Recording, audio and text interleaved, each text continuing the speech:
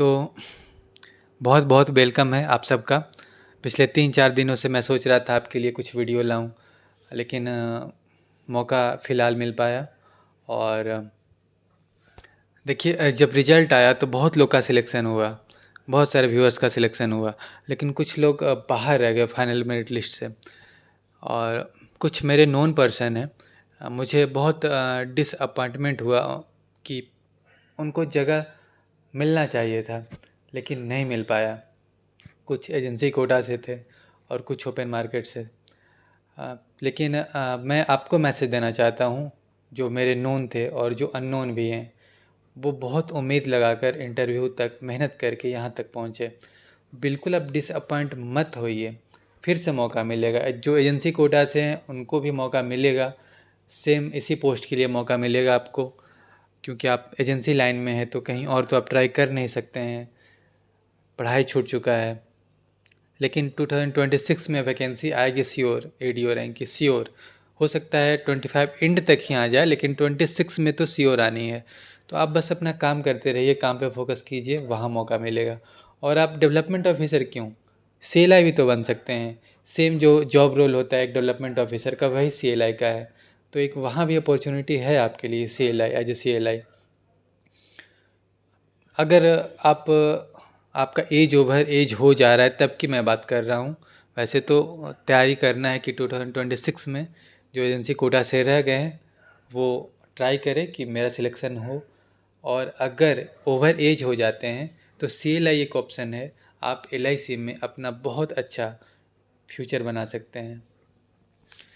और जो open market के हैं वो भी डिसअपॉइंट मत होइए, आप बहुत अच्छा किए हैं, बहुत अच्छा किया। इंटरव्यू तक पहुंचना कोई छोटा मोटा बात नहीं होता है, लेकिन हाँ, ये भी कोई छोटा मोटा बात नहीं होता है कि इंटरव्यू के बाद हमारा फाइनल मेरिट में जगह ना आ पाया हो। ये लाइफ टाइम आपको याद दिलाएगा। लेकिन एक बात याद रखिए, आज का जो फेज है ना, इस फेज से आप ओवरकम करके जब आप सिलेक्शन ले लेते हैं तो ये जो आज का फेल्योर है, ये आपको कल सिलेक्शन होने के बाद बहुत अच्छा लगेगा कि हमने इतना मेहनत किया लाइफ में और आज ये अचीवमेंट हम हासिल कर पाएँ। तो वो जो खुशी है ना, वो खुशी आपका डबल हो जाएगा, जस्ट डबल हो जाएगा। आपको क्या लगता है मैं आपके सामने बैठा हूँ, मैं किसी एग्ज़ाम में फ़ेल नहीं हुआ होगा? हुआ हूँ यार।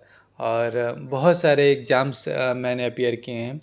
और मैं जनरल कंपटीशन की सिर्फ बात नहीं कर रहा हूँ, मैं 12th स्टैंडर्ड से ही कॉम्पिटिशन्स का एग्ज़ाम दे रहा हूँ। आप सोचिए कि मैं आईआईटी का प्रिपरेशन करता था और इंडिया के टॉप कोचिंग से प्रिपरेशन किया था इसका। फिर जब आईआईटी जेईई में बैठा, वहाँ सिलेक्शन नहीं हुआ।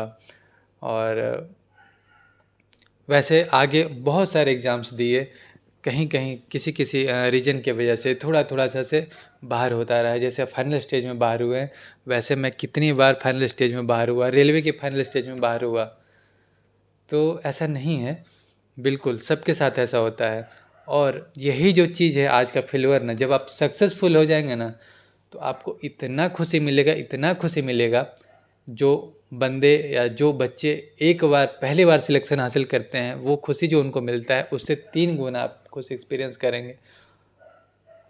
तो बिल्कुल डिसअपॉइंट मत होइए, बस जो एनर्जी लेवल आपका था ना इंटरव्यू के लिए, उसको और डबल कर दीजिए। अभी आरआरबी का वैकेंसी है, आरआरबी क्लर्क का वैकेंसी है, आईबीपीएस क्लर्क का वैकेंसी है। क्यों निराश होते हो? जीवन में बहुत सारे मौके हैं। लेकिन बहुत सारे कैंडिडेट्स का जो खासकर जिनका शायद सिलेक्शन नहीं हो पाया, उनका बार बार क्वेरी आ रहा था कि सर आप वेटिंग लिस्ट के बारे में कुछ बताओ। वेटिंग लिस्ट आएगा, बहुत सारे डिवीज़न में वेटिंग लिस्ट आया तो क्या उनका सिलेक्शन हो जाएगा, जितने भी वेटिंग लिस्ट वाले लोग हैं? और जहाँ वेटिंग लिस्ट नहीं निकाला गया, क्या वहाँ निकाला जाएगा? तो चलिए इस वीडियो में बात करते हैं हम लोग इसके बारे में। देखिए, बहुत सारे डिवीज़न में वेटिंग लिस्ट आया है और जो वेटिंग लिस्ट का नंबरिंग है वो आपका मेरिट वाइज ही बनाया जाता है, वेटिंग लिस्ट का एटलीस्ट। तो वो नंबरिंग वाइज ही बनाया गया आपका। तो देखिए, वेटिंग लिस्ट में आपको मौका तब दिया जाएगा जब मेन लिस्ट से कुछ लोग सिलेक्शन मतलब सिलेक्शन तो सबका हुआ है मेन लिस्ट वाले का, लेकिन ज्वाइन नहीं करते हैं। बहुत लोग हैं, बहुत लोग हैं जो ज्वाइन नहीं करेंगे। और बहुत लोग जो हैं ज्वाइन करने के बाद हो सकता है उनका टर्मिनेशन हो हो सकता है किसी और जॉब में खुद ही स्विच कर जाएं बॉन्ड अमाउंट पे करके। और बॉन्ड के बारे में पहले चर्चा कर देता हूँ बस छोटा सा शॉर्ट वीडियो में, कि बॉन्ड अमाउंट जो 3 लाख का है और उसके ऊपर 18% का GST है, तो अब सोच लीजिए 3,54,000 का बॉन्ड अमाउंट हो जाता है। ये आपको पे करना ही करना है, चाहे आप रिजाइन करो या फिर आपको टर्मिनेट किया जाए। दोनों केस में बॉन्ड अमाउंट पे करना है आपको, रिजिग्नेशन में भी और टर्मिनेशन में भी, ये बिल्कुल ध्यान रखो। और ये आप अपने पॉकेट से कर भी नहीं रहे हो, आपको 2 साल तक LIC रखेगी अगर आप थोड़ा सा भी सिंसियरिटी दिखाते हो तो। 2 साल में आप LIC से एटलीस्ट 12 लाख प्लस सैलरी ले जाओगे, मिनिमम 12 लाख मैं बता रहा हूँ, और उसमें से 3 लाख LIC आपसे मांग रही है। चलिए, ये हो गया बॉन्ड अमाउंट। अब बात करते हैं हम लोग वेटिंग लिस्ट के बारे में। वेटिंग लिस्ट जहाँ जहाँ आया है, मैंने बताया कि मौका किसको दिया जाएगा, कब दिया जाएगा। पहले तो किसको दिया जाएगा, नंबर वाइज आपका बना हुआ है। और दूसरा बात कि कब दिया जाएगा, कुछ लोग जो ज्वाइन नहीं करेंगे तो स्टार्टिंग में ही वेटिंग लिस्ट को कॉल किया जाएगा, और कुछ लोग को ज़रूरी नहीं कि वेटिंग लिस्ट में कोई टाइम फ्रेम है। बिल्कुल ये मत सोचिए कि वेटिंग लिस्ट का एक टाइम फ्रेम है, इतना तक हमें ज्वाइनिंग मिल पाया तो मिल पाया, वरना नहीं मिल पाया। वो बाई लक है। हो सकता है आपका स्टार्टिंग में ही आपके डिवीज़न से कुछ लोग ज्वाइन ना करें तो आपको वेटिंग लिस्ट वाले को कॉल कर दिया जाए, या फिर टर्मिनेट हो गए हैं, या फिर जॉब करते हुए 6 मंथ के आसपास या 1 ईयर के विदिन खुद से जॉब स्विच कर दिए, तो जो वैकेंसी खाली होगा वेटिंग लिस्ट को कॉल करके बुलाया जाएगा। बिल्कुल फ़ोन नंबर भी है, ईमेल भी है, उनको मतलब कॉल किया जाएगा उनको। और अगर कॉल में भी ना लग पाए, आपको ट्राई किया जाएगा आप तक पहुंचने का, नहीं आप तक पहुंच पाए डिवीज़न से लोग, तो वेटिंग लिस्ट में दूसरे को कॉल जाता है, ये ध्यान रखिएगा।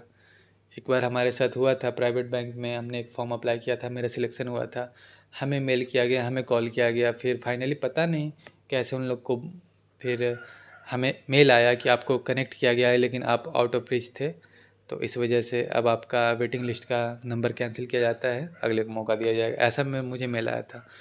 तो आप भी फ़ोन को थोड़ा ऑन रखना है, ये सिंसियरिटी दिखाना है। मेल्स में भी टाइम पे चेक कर लिया कीजिए जिनका नाम वेटिंग लिस्ट में आया है, और जिनका भी वेटिंग लिस्ट में नहीं है वो उम्मीद लगाए बैठे हैं कि क्या हमें मौका मिल सकता है, हमारे डिवीज़न में वेटिंग लिस्ट आएगा। तो देखिए, आप लोग को बता दूं, आपके डिवीज़न में वेटिंग लिस्ट आ सकता है, ये डिवीज़न के जुरिस्डिक्शन एरिया में है वेटिंग लिस्ट निकालना। और अगर उस डिवीज़न से ज़्यादा लोग टर्मिनेट हो गए हैं, ज़्यादा लोग खुद रिजाइन कर दिए, या कुछ लोग ज्वाइन नहीं किए, तो LIC नहीं चाहेगी कि हमारा इतना सीट वैकेंट हो जाए। बिल्कुल में भी नया वेटिंग लिस्ट निकाला जाए आप लोग के एरिया में, और आपको वहाँ मौका दिया जाए। तो ये मैंने वेटिंग लिस्ट के बारे रिगार्डिंग क्लियर कर दिया आपको, बॉन्ड अमाउंट के बारे में क्लियर कर दिया आपको।